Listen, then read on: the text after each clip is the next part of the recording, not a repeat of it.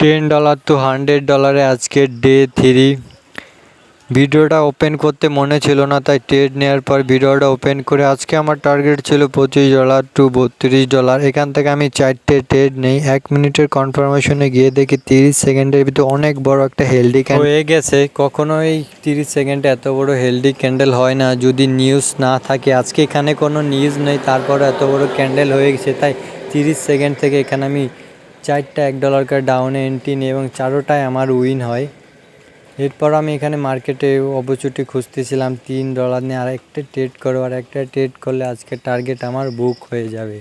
তাই এখানে অনেক ট্রেড খুঁজলাম, দেখলাম মার্কেটটাও আপের দিক চলে গেছে অনেক, তাই উপরে থেকে ট্রেড নিব এর জন্য কনফার্মেশন খুঁজছিলাম।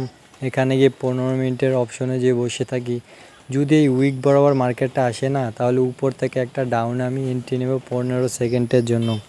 তো দেখা যাক মার্কেট কি করে। মার্কেট উপরের দিকে যাচ্ছে, যদি আর একটা আপে যায়, হ্যাঁ এখান থেকে আমি ডাউনে এন্ট্রি নেবো একটা। দেখা যাক এটা আমার কি হয়। এটা মাস্ট বি আমার উইন হবে, কারণ এই ট্রেডটা এই উইকের ভিতরে থাকবে। এই উইকটাকে কখনো ব্রেক আপ করতে পারবে না। এখানে বেশিরভাগ ট্রেডারই ভাবে ব্রেক আপ করে মার্কেট উপরে যাবে, কিন্তু না ভাই, মার্কেটটা আস্তে আস্তে ডাউনেই আসবে। অ্যান্ড এই ট্রেডটা আমার দেখেন উইন হয়ে গেছে, অ্যান্ড $32 টার্গেট ডান।